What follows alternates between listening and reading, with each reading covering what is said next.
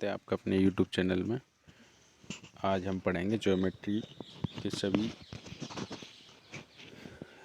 क्षेत्रफल, आयतन आदि सभी की चर्चा करेंगे। सभी को आज यहाँ पर रिवाइज करने की कोशिश करेंगे क्योंकि आगामी परीक्षाओं में यह बहुत ही ज़रूरी है। SSC, पुलिस और रेलवे, लेखपाल या अन्य किसी भी राज्य स्तरीय या केंद्र स्तरीय परीक्षा के लिए यह बहुत उपयोगी सिद्ध हो सकती है। तो चलते हैं, सबसे पहले चलते हैं क्षेत्रफल। त्रिभुज का क्षेत्रफल क्या होता है? कोई भी एक नॉर्मल त्रिभुज है जिसकी तीनों भुजाएं अलग अलग हैं, तो उसका क्षेत्रफल क्या हो जाएगा? Under S, S minus A, S minus B, S minus C. S क्या है? अर्ध परिमाप है, तो एस क्या हो जाएगा? अर्ध परिमाप। तो चलते हैं, ऐसे से निकलेगा तीनों ए भुजा बी भुजा और सी भुजा को जोड़ के क्या निकलेगा? उसका भी 2 से भाग लगा के अर्ध परिमाप निकलेगा। अर्ध परिमाप को यहाँ रख देंगे और अगर अर्ध परिमाप 10 दे रखा है, ये पहली भुजा 2 दे रखी है, तो 10 माइनस 2 कितना हो जाएगा? 8। ये मान लो 3 दे रखी है तो कितना? 7। ये 4 दे रखी है तो ये 6। तो ऐसे करके इसको मल्टीप्लाई सॉल्व करके आंसर आ जाएगा। चलते हैं तेज़ी से दूसरे क्वेश्चन, दूसरे आकृति पे। तो दूसरा है आयत। आयत का क्षेत्रफल का फॉर्मूला ये है, लंबाई गुणा चौड़ाई, मतलब लेंथ इनटू ब्रेथ। आगे देखते हैं आकृति। तो ये है आयत। आयत क्या होता है? ना इसकी लंबाई बराबर होती है चौड़ाई के, ना चौड़ाई लंबाई के बराबर होती है। तो क्या है? आमने सामने की भुजाएं क्या हैं? बराबर होती हैं। ये सब आमने सामने की, तो ये क्या हो जाएगा? आयत। तीसरे पे चलते हैं, वो आकृति है बहुभुज की। तो बहुभुज की आकृति में क्या है? ये कोई बहुभुज है जिसमें कई भुजाएं हैं। पहले तो क्या थी? 4 भुजाएं, 3 भुजाएं, 3 भुजा वाला त्रिभुज और 4 भुजाओं वाला चतुर्भुज। अब ये क्या हो गया? 4 से भी ऊपर ज़्यादा चला गया, तो ये क्या हो गया? बहुभुज। तो बहुभुज में इसके बारे में पढ़ेंगे। सबसे पहले देखेंगे सर्वांग सम। इसकी क्या है कि बहुभुजों में भी अब पढ़ते हैं त्रिभुज के बारे में। त्रिभुज में क्या है कि दो कोई त्रिभुज देख लिए तो त्रिभुजों की क्या है? सर्वांगशकता, मतलब दोनों सर्वांग सम है कि नहीं है। सर्वांग सम का मतलब क्या होता है? कई प्रॉपर्टी होती हैं, जैसे कि साइड, सबसे पहली प्रॉपर्टी है जैसे साइड एंगल साइड बराबर S S S, side side side, angle side angle, या angle angle angle angle angle side. ये सब क्या है? इसकी प्रॉपर्टी होती है। तो यहाँ देखते हैं क्या क्या इक्वल है। यहाँ क्या है? त्रिभुज ABC का क्षेत्रफल बराबर है त्रिभुज PQR के क्षेत्रफल के। तो वो कैसे बराबर होगा? ये सब मैंने आपको प्रॉपर्टी बताई थी। अगर इनमें से कोई भी प्रॉपर्टी शो होती है, मतलब AB साइड क्या है? ये साइड इसके बराबर है, ये एंगल इसके एंगल के बराबर है, ये एंगल इसके एंगल के बराबर, ये साइड इस साइड के बराबर है, तो क्या हो जाएगा? ये सर्वांग हो जाएंगे दोनों आपस में। चलते हैं नेक्स्ट पे। अब वर्ग का क्षेत्रफल, मतलब वर्ग क्या है? एक चारों भुजाएं समान होती हैं, उसको क्या कहते हैं? वर्ग। तो यहाँ वर्ग क्या है? वर्ग की क्या हो जाएगी? एक भुजा, मतलब सभी भुजाएं क्या हैं? A मान लिया कोई भुजा, तो पूरा क्षेत्रफल क्या हो जाएगा? A²। अब चलते हैं समांतर चतुर्भुज पर। समांतर चतुर्भुज क्या है? समांतर मतलब समांतर, जो क्या है? जो एक ही साइड में क्या है? मूव कर रही हैं। इनकी जो आमने सामने की भुजाएं क्या हैं? इक्वल हैं या पैरेलल हैं, तो क्या हो जाएगा? समांतर। तो दूसरी पहली भुजा क्या है? सामने वाली भुजा नीचे वाली भुजा पर लंब हो जाएगी। लंब मतलब 90 डिग्री का परपेंडिकुलर करेगी और एक नए त्रिभुज का निर्माण करेगी। यहाँ क्या नए त्रिभुज का निर्माण हो रहा है, वो भी समकोण त्रिभुज। ALB का समांतर चतुर्भुज इस प्रकार जोड़ना है कि वो क्या बन जाए? पूरा आयत बन जाए। तो क्या है कि यहाँ पे भी हम क्या कर देंगे? एक जोड़ देंगे, तो पूरा क्या बन जाएगा? चतुर्भुज बन जाएगा। तो समांतर चतुर्भुज का क्षेत्रफल क्या हो जाएगा? BC समान चतुर्भुज का क्षेत्रफल क्या हो जाएगा, आयत ALCD का क्षेत्रफल, वो क्या है, लेंथ इंटू ब्रेथ होता है। तो क्या हो जाएगा, AD इंटू AL, मतलब क्या होता है, लेंथ इंटू ब्रेथ। तो AD बराबर क्या दे रखा है, BC के, मतलब AD बराबर BC दे रखा है, क्योंकि अभी हमने बनना सिखाया था पीछे। अब चलते हैं प्रमेय।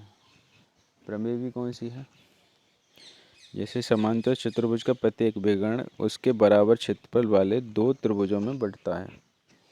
मतलब क्या है कि कोई एक समांतर चतुर्भुज है, उसके बीच का अगर कोई विकर्ण जा रहा है तो वो क्या करेगा, उसको दो त्रिभुजों में बराबर बांट देगा, जिसमें आमने सामने की भुजाएं बराबर होंगी। ये तो पता ही होगा आपको समांतर चतुर्भुज में। तो क्या करेगा, ये और ये इक्वल होंगे, दोनों इक्वल में क्या करेगा, विकर्ण बांट देगा। अब उत्पत्ति कैसे हुई है, तो समांतर चतुर्भुज की उत्पत्ति AB बराबर CD। तो ये आपके एग्जाम के हिसाब से सही है, पर एकेडमिक में ज़्यादा इम्पोर्टेंस रहती है। जैसे जैसे कोई ये ABD है, क्या बना दे रहे हैं, ABD CDB, ये कोई चतुर्भुज हो गए, त्रिभुज हो गए दोनों, जिसमें AB बराबर क्या दे रखा है, CD, और AD बराबर क्या दे रखा है, CB के। देन क्या हो जाएगा, BD बराबर DB हो जाएगा, क्योंकि क्या है, दोनों उभयनिष्ठ हो जाएंगी। मतलब इसको ऐसे बनाया, ऐसे करके एक बना दिया, तो क्या हो जाएगा, ये दोनों सर्वांग सम हो जाएंगे। सर्वांग सम हो जाएंगे तो क्या हो जाएगा, पहले वाले का क्षेत्रफल दूसरे वाले का क्षेत्रफल बराबर हो जाएगा। समचतुर्भुज।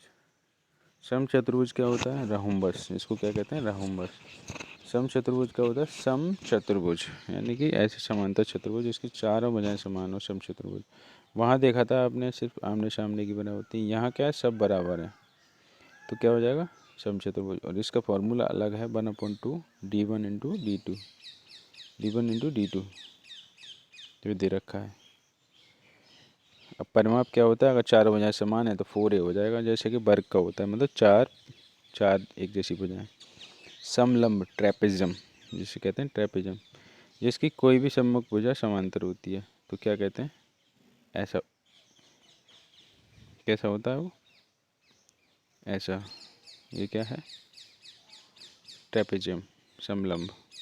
तो यहाँ क्या है, जिसकी कोई सम्मुख भुजाएं समांतर होती हैं, जैसे ये इसकी समांतर है, सिर्फ दो भुजाएं समांतर होती हैं इसमें, तो क्या हो जाता है, वो समलंब होता है। और इसका फॉर्मूला क्या होता है, जैसे इसे निकालेंगे कैसे, यहाँ क्या हो जाएगी, ये क्या, बीच की दूरी हो जाएगी, तो 1/2 समांतर भुजाओं के बीच की दूरी और समांतर भुजाओं का योग, 1/2 H इंटू AB, A+B।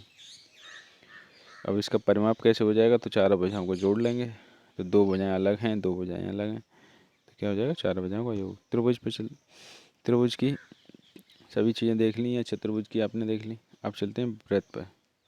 तो वृत्त क्या है, किसी बिंदु को क्या है, केंद्र मानकर, यहाँ से केंद्र मान के इतने को घुमा दिया ये, तो क्या बन गया, ये वृत्त बन गया। वृत्त का क्षेत्रफल πr², 2πr इसकी परिधि, और यहाँ ये क्या हो जाएगा, D बराबर 2r व्यास, यानी कि ये क्या है, त्रिज्या, ये पूरा क्या हो जाएगा, D, यानी कि व्यास, परिधि क्या हो जाएगी, आउटर वाली, मतलब 2πr, 2πr क्या हो जाएगी, परिधि।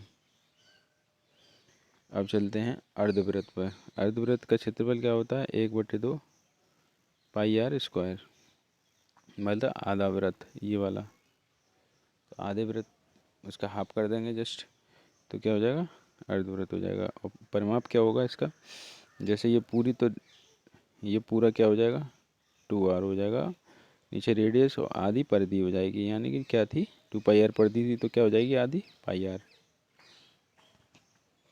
दोनों को ऐड करके क्या बन जाएगा,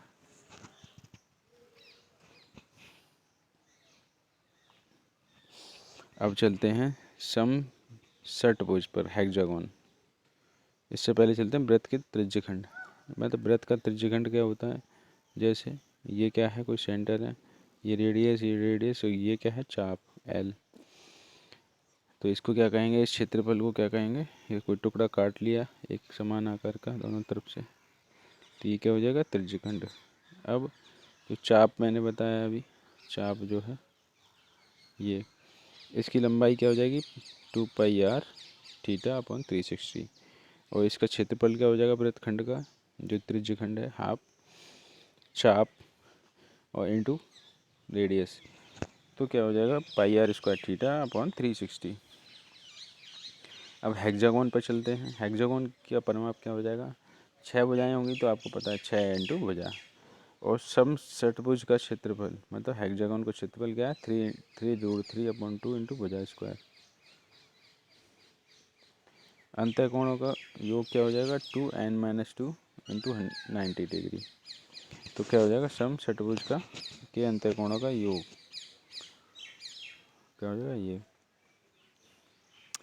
आयत के बारे में दे रखा है। आयत का क्षेत्रफल तथा दो भुजाओं के बीच का अनुपात दिया हो तब क्या होगा, पहली भुजा क्या है, क्षेत्रफल और आयतन का मल्टीप्लाई होगी इन रूट में। आगे चलते हैं। अब घनाभ और घन के आयतन पर चलते हैं। घनाभ का आयतन क्या होता है, LBH, आपको पता होगा LBH, और घन का आयतन क्या होता है, AQ।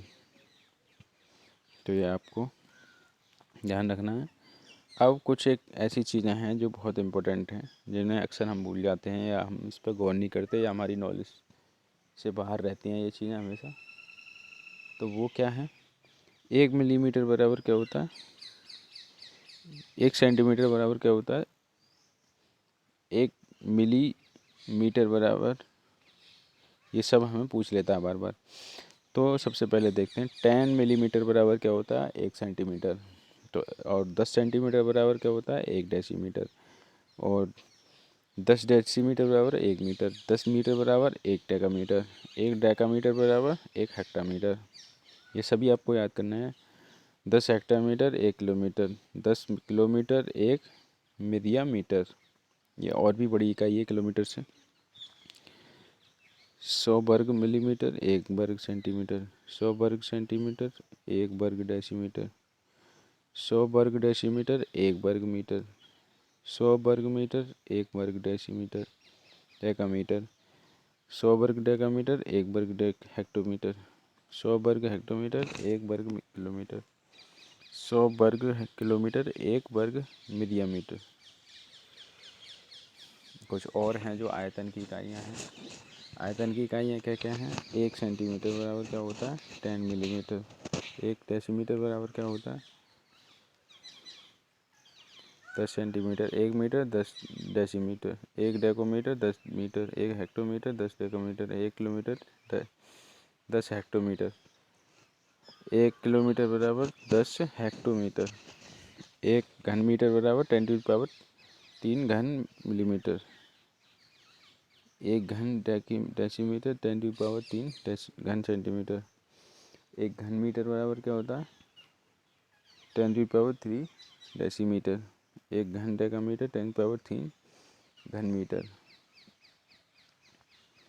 1 घन डेकामीटर 10⁻³ घन मीटर। 1 लीटर बराबर क्या हो जाएगा, 1000 घन मीटर। कुछ ब्रिटिश पद्धतियाँ हैं, जैसे कि 1 मीटर बराबर क्या है, 39.37 इंच। अगर हमें 1 मीटर के बराबर पता करना है तो वो कितना हो जाए, लगभग 40 इंच। 1 गज में कितने होते हैं मीटर, 0.9144 मीटर। 1 फीट में मीटर कितने होते हैं, 0.348 मीटर। और इंच, 1 इंच में 2.54 सेंटीमीटर। 1 फीट में 30.5 सेंटीमीटर। 5 मील में 8 किलोमीटर। 1 गज में 91.4 सेंटीमीटर। 1 मील में 1.61 किलोमीटर। तो आपने देखा होगा मील के बारे में पूछ लेते हैं कि एक इतने मील चले, तो वो मील का मतलब आपको पता होना चाहिए। करीब 1.5 किलोमीटर से भी ज़्यादा होता है। 1 किलोमीटर में कितने घन फीट होते हैं, 35। 1 लीटर में 61 घन इंच होते हैं। 1 हेक्टोलीटर में 22.01। 1 गैलन में, ये भी पूछ लेता है, 1 गैलन में कितने लीटर होता है, 4.546 लीटर।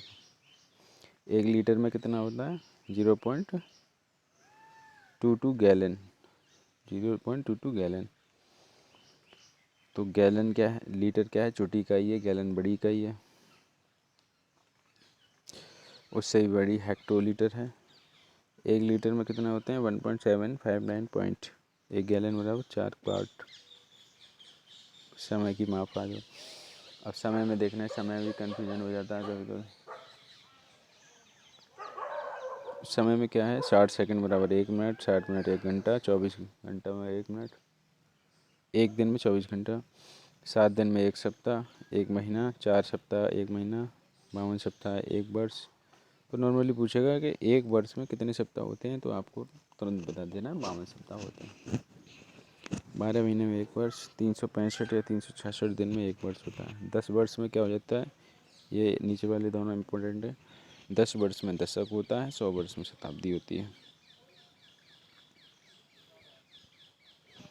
अब आते हैं बेलन के आयतन पर। बेलन का आयतन क्या होता है, पाई आर स्क्वायर एच, याद कर लेना है आपको, ये सबसे ज़्यादा इम्पोर्टेंट है। डायरेक्ट क्वेश्चन आता है जिसमें रेडियस दे रखी होती है, हाइट दे रखी होती है बेलन की, बेलन का आयतन पूछता है। तो अब क्या है कि खोखले बेलन का आयतन, तो खोखले बेलन का आयतन कैसे लिखेगा, पहले वाला बड़ा वाला है, बड़े वाले में से छोटा वाला आयतन घटा देंगे, तो ये खोखली जो जगह है, बड़े वाले में से ये छोटा वाला का आयतन घटा देंगे तो खोखले वाले वेतन का आयतन निकल जाएगा। तो वो कितना है, पाई आर 1 का H square minus pi R 2 square का एच। दोनों को सॉल्व करके ये आपको जस्ट याद करना है। शंकु, शंकु देख लीजिए अब ऐसे बनता है शंकु, एक तिर्यक ऊंचाई होती है, एक सीधी ऊंचाई होती है और एक रेडियस होती है।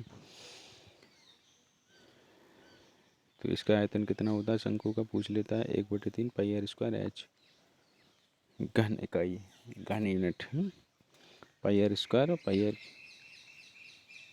गोला, गोला क्या है, गोला ऐसा आकृति है जो कि 3 डायमेंशनल में आता है, मतलब जो हमें दिखाई नहीं दे सकता एक तरफ से।